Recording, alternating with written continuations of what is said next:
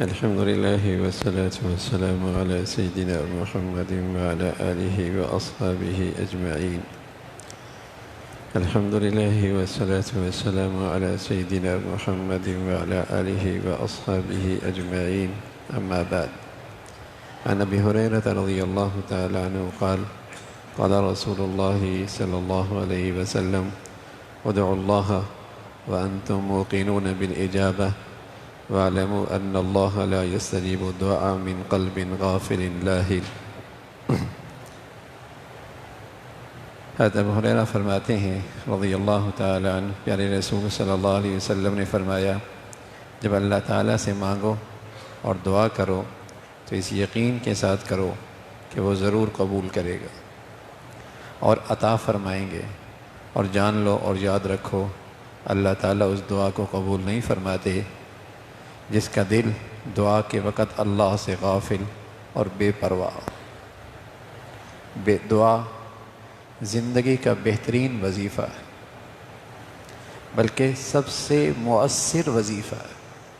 آپ علیہ الصلاۃ والسلام فرمایا کرتے تھے، اس وظیفے کی تاثیر ان حالات کے لیے بھی ہے جو آ چکے ہیں، اور اس دعا کی تاثیر ان حالات کے لیے بھی ہے جو آنے والے۔ یہ ایسا طاقتور وظیفہ ہے اور ایسا طاقتور عمل ہے، جو حالات ہیں جن میں آدمی مبتلا ہے اس کے اندر بھی اس کا اثر ہوتا ہے، اور یہ عمل اپنی تاثیر دکھاتا ہے۔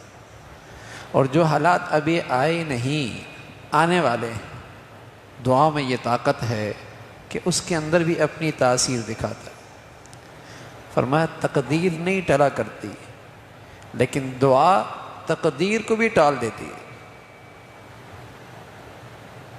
لا يرد القدر الا بالدعاء، تقدیر نہیں ٹلا کرتی، لیکن دعا ایسا زوردار وظیفہ ہے کہ تقدیر بھی بدل دیتی ہے۔ ایسا عظیم عمل ہے، اور دعا کسی عمل کا حصہ نہیں کہ تلاوت کی تو تبھی دعا کر سکتے ہیں، نماز پڑھی تو تبھی دعا کر سکتے ہیں، نفل پڑھے تو تبھی دعا کر سکتے ہیں۔ نہ، دعا مستقل عبادت ہے۔ جب موقع ملے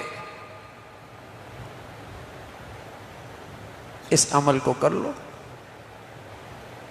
جب موقع ملے اللہ تعالیٰ سے مانگ لو۔ بلکہ پیارے نبی صلی اللہ علیہ وسلم فرمایا کرتے تھے، مخ العبادہ، یہ تو عبادت کا مغز ہے، اس میں بندے کی عبدیت، عاجزی، انکساری، محتاجی اللہ کے سامنے پیش کرتا۔ میں محتاج ہوں، میں عاجز بندہ ہوں، مجھے تیرے کرم کی، تیری رحمت کی، تیری عنایت کی بڑی ضرورت ہے۔ یہ عبدیت کا اظہار ہے، بڑی زبردست عبادت ہے، لیکن اس کے آداب ہیں۔ جب وہ عمل آداب کے ساتھ ہو، پیارے نبی نے جو اس کے متعلق، عمل کے متعلق ہدایات دی ہیں، اگر ان کی رعایت رکھی جائے تو پھر اس عمل کا اور اس وظیفے کا اثر پڑتا ہے۔ لوگ پوچھنا وظیفہ بتائیں، ارے بھائی اللہ کے نبی نے وظیفہ بتا دیا نا، اس کو کرو، سارے وظیفوں سے بھاری وظیفہ ہے۔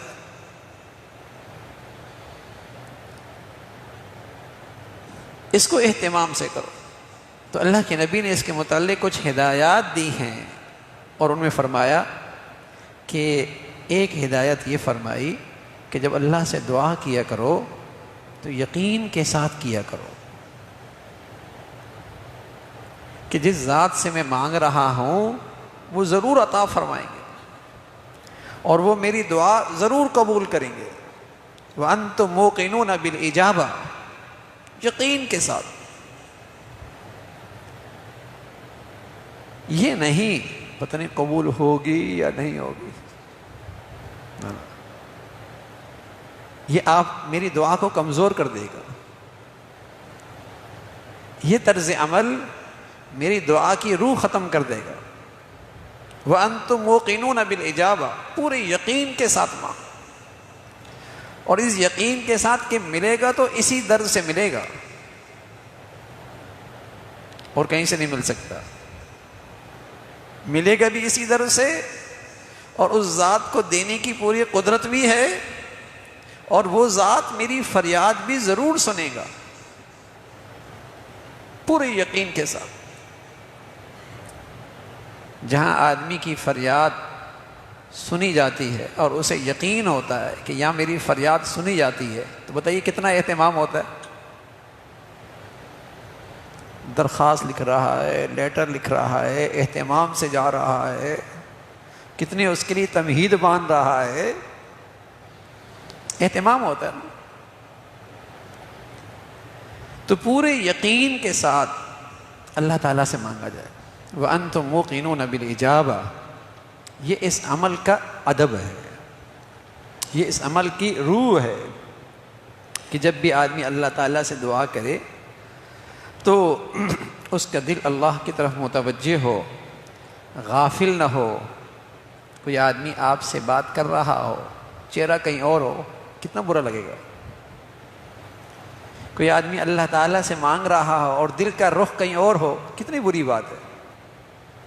وہ تو اللہ کی مہربانی ہے کہ تھپڑ نہیں مارتا،